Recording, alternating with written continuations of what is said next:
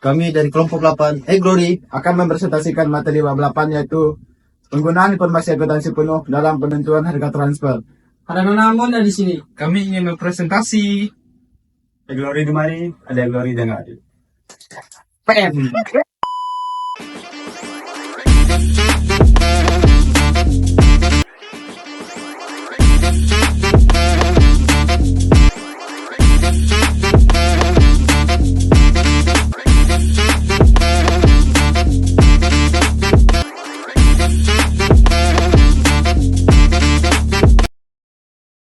Penggunaan informasi akuntansi penuh dalam penentuan harga jual penting untuk membantu perusahaan membuat keputusan yang lebih baik. Informasi ini memberikan analisis biaya produksi yang komprehensif. Timbulnya masalah harga transfer dapat dihubungkan dengan proses diferensiasi bisnis dan perlunya integrasi dalam organisasi yang telah melakukan diferensiasi bisnis. Diferensiasi adalah proses pembagian pekerjaan menjadi tugas-tugas yang diperlukan untuk mencapai sasaran organisasi. Sedangkan diferensiasi merupakan proses pembentukan unit-unit organisasi untuk menghadapi berbagai lingkungan industri. Selanjutnya ada integrasi, yaitu usaha untuk mengkoordinasikan divisi-divisi yang terbentuk dari adanya diferensiasi dan diversifikasi agar divisi-divisi yang telah dibentuk tidak tercerai-berai. Harga transfer memiliki peran ganda. Di satu sisi, harga transfer mempertegas diversifikasi yang dilakukan oleh manajemen puncak.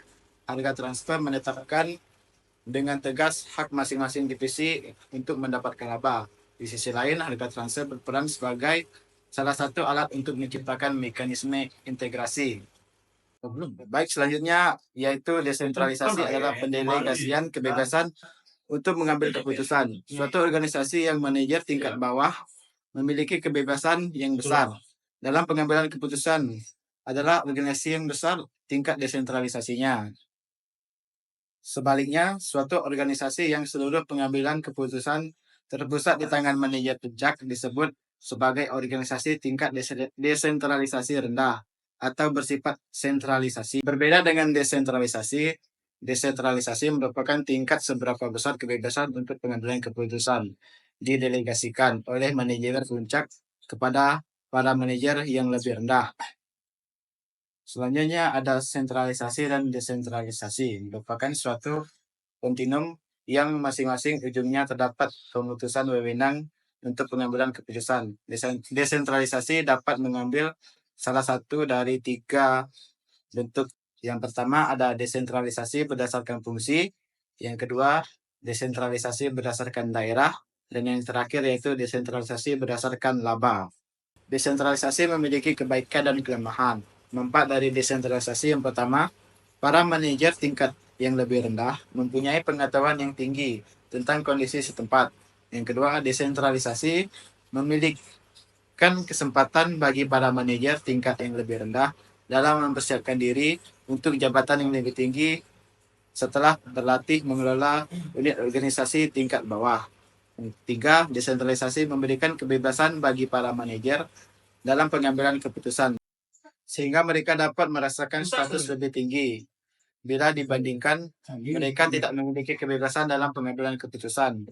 Sedangkan kelemahan dari desentralisasi adalah pertama, para manajer mungkin membuat keputusan yang lebih hanya menguntungkan divisi yang dipimpinnya saja, dengan akibat merugikan perusahaan secara keseluruhan.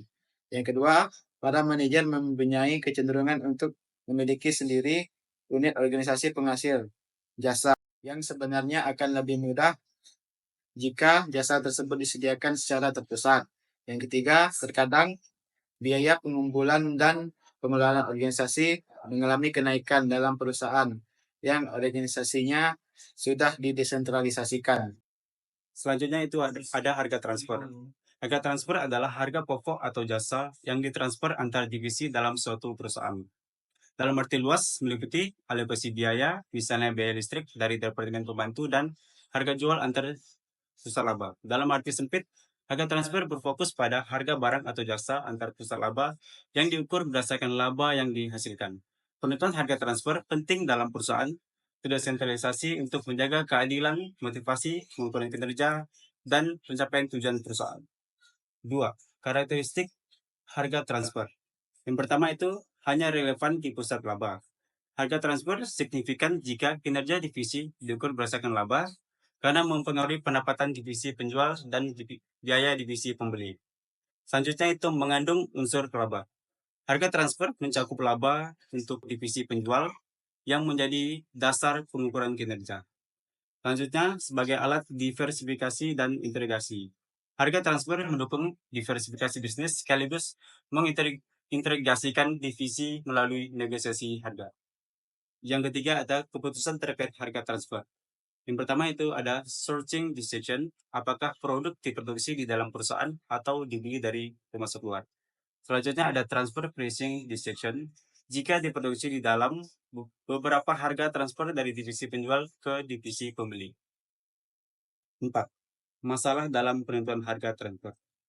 Yang pertama itu dasar harga transfer. Dua opsi utama adalah biaya penuh sesungguhnya atau standar, atau harga pasar. Biaya penuh bisa dihitung dengan pendekatan full costing, variable costing, atau activity based costing. Selanjutnya besarnya laba.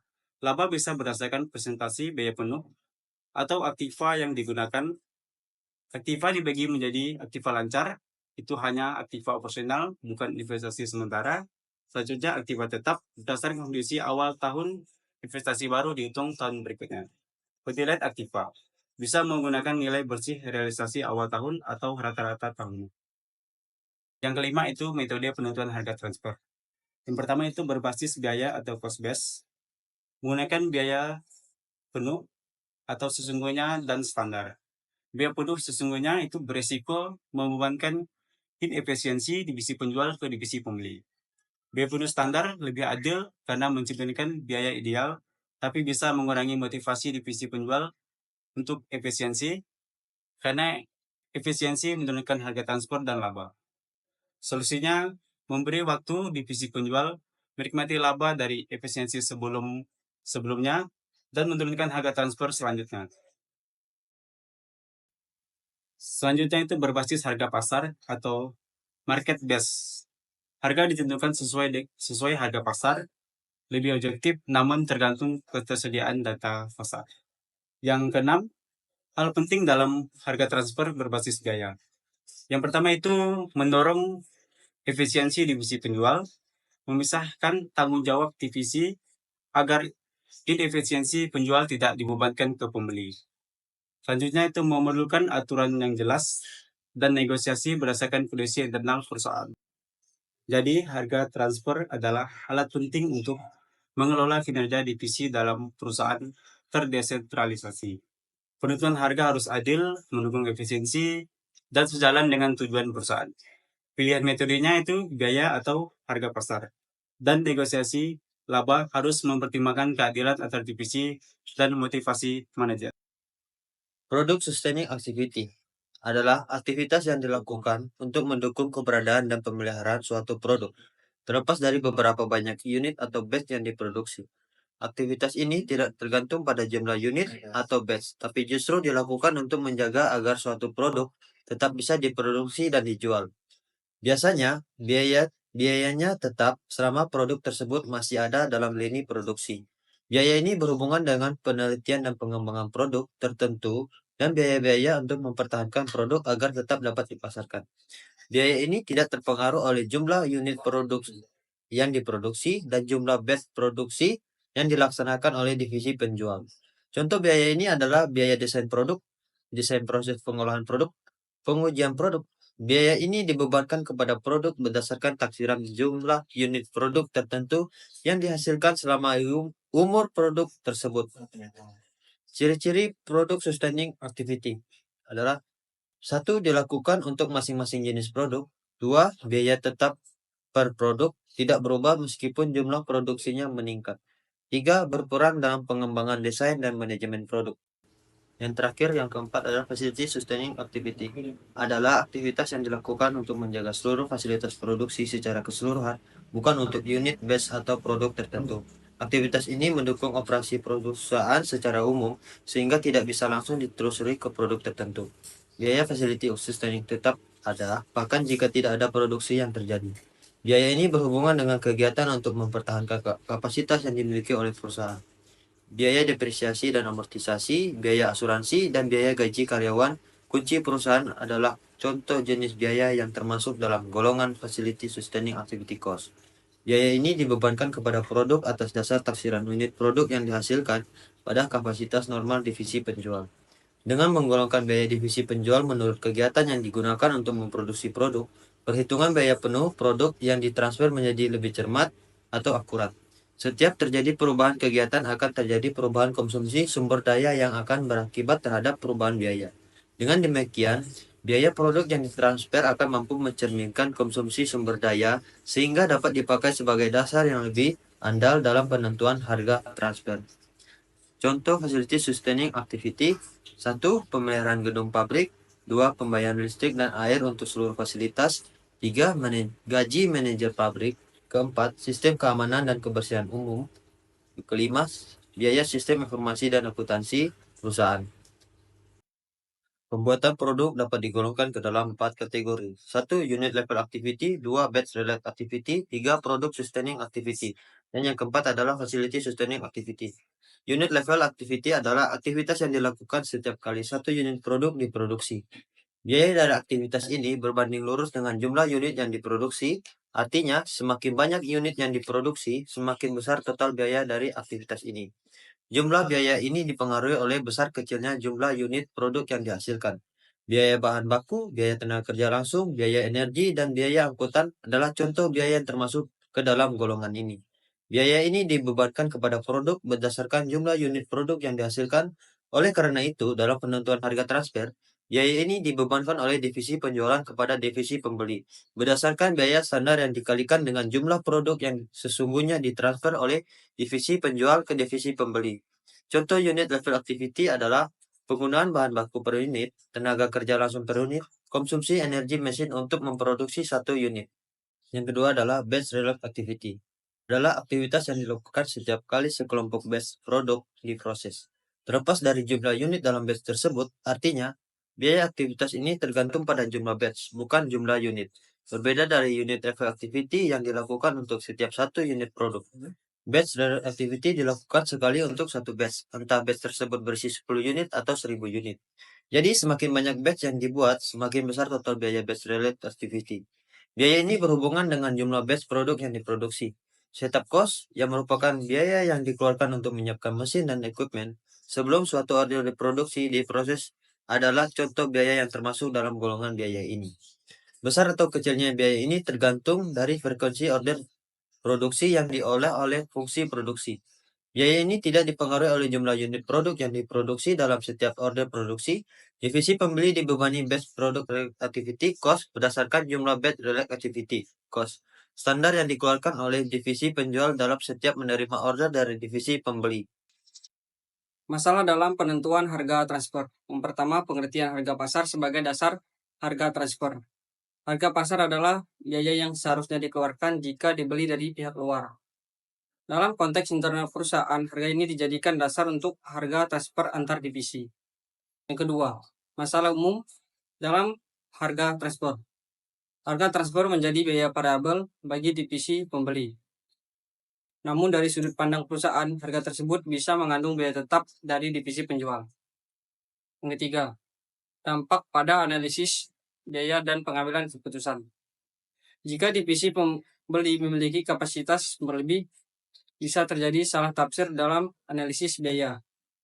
Divisi pembeli menganggap seluruh harga transfer sebagai biaya variabel, padahal ada unsur biaya tetap. Yang keempat, dampaknya terhadap perencanaan laba jangka pendek. Divisi pembeli memperlakukan harga transfer sebagai biaya variabel. Ini bisa menyesatkan dalam optimasi laba jangka pendek. Optimasi di tingkat divisi belum tentu mengoptimalkan laba perusahaan secara keseluruhan. Yang kelima, masalah bertambah jika produk dan jasa ditransfer antar divisi. Dengan harga transfer per unit, perusahaan yang satu divisinya memasarkan produk divisi lain akan menghadapi masalah lebih kompleks. Yang keenam, kasus khusus atau captive supplier. Divisi penjual hanya menjual ke divisi lain di dalam perusahaan. Tidak punya wewenang pemasaran, fokus tanggung jawab kontrol biaya, mutu, dan jalur produksi. Laba tergantung pada volume pembelian divisi pembeli. Maka laba bukan indikator kinerja yang tepat untuk manajer divisi penjual. Yang ketujuh, solusi. Alternatif yang dapat dipilih, yang pertama menjadikan divisi penjual sebagai pusat biaya. Yang kedua, memiliki salah satu metode harga transfer sebagai berikut. Yang pertama, beban tetap bulanan, pembagian laba, dan dua macam harga, yaitu dual pricing. Beban tetap bulanan. Jika alternatif memperlakukan divisi penjual sebagai pusat biaya, tidak dipilih. Namun, agar kinerja divisi penjual tidak semata-mata ditentukan oleh kinerja divisi pembeli. Harga transfer produk divisi penjual dihitung sebagai berikut. 1. Produk yang ditransfer ke divisi pembeli ditentukan harga transfernya sebagai biaya variabel persatuan. Jika misalnya divisi penjual mentransfer X unit produk ke divisi pembeli, maka divisi pembeli akan dibebani dengan hasil kali biaya variabel per unit dengan jumlah unit produk yang ditransfer ke divisi pembeli. 2. Setiap bulan divisi pembeli akan dibebani dengan beban tetap bulanan yang unsurnya terdiri dari 1. Biaya tetap. Biaya tetap yang dibebankan oleh divisi penjual adalah sebesar biaya tetap yang terjadi untuk penyediaan kapasitas untuk kepentingan divisi pembeli. 2. Laba. Unsur laba yang diperhitungkan dalam harga transfer ini dihitung sebesar tarif kembalian investasi atas investasi divisi penjual untuk melayani kepentingan divisi pembeli. Pembagian laba, profit sharing. Dalam penentuan harga transfer ini, divisi pembeli dibebani biaya variabel standar untuk setiap unit produk yang ditransfer oleh divisi penjual ke divisi pembeli. Selanjutnya, dua perangkat harga, two set of price, untuk menyelesaikan masalah yang dihadapi oleh divisi penjual yang bertindak sebagai captive supplier dapat ditempuh cara lain dengan menggunakan dua perangkat. Harga untuk produk yang ditransfer dari divisi penjual ke divisi pembeli. Next, pengelola harga transfer. Karena penentuan harga transfer berdampak langsung terhadap laba divisi yang terlibat dalam transfer produk atau jasa. Sistem penentuan harga transfer memerlukan aturan formal agar dapat dilakukan secara berhasil. Selanjutnya, negosiasi antar divisi. Jika pembentukan divisi disertai dengan desentralisasi wewenang manajemen, puncak penentuan harga transfer tidak ditetapkan oleh staf manajemen puncak, namun merupakan hasil negosiasi antar manajemen divisi yang terlibat dalam transfer barang atau jasa. Jika wewenang penentuan harga transfer masih di tangan staf manajemen puncak, manajer divisi tidak ditempatkan dalam posisi yang tepat mengendalikan. Dengan demikian, kondisi ini akan mengakibatkan laba divisi tidak dapat dipakai sebagai pengukur yang baik kinerja manajer divisi. Selanjutnya, arbitrase. Bagaimanapun rinci aturan negosiasi yang telah disepakati oleh divisi yang terlibat, suatu saat akan terjadi jalan buntu dalam perundingan penentuan harga transfer. Behind the scene.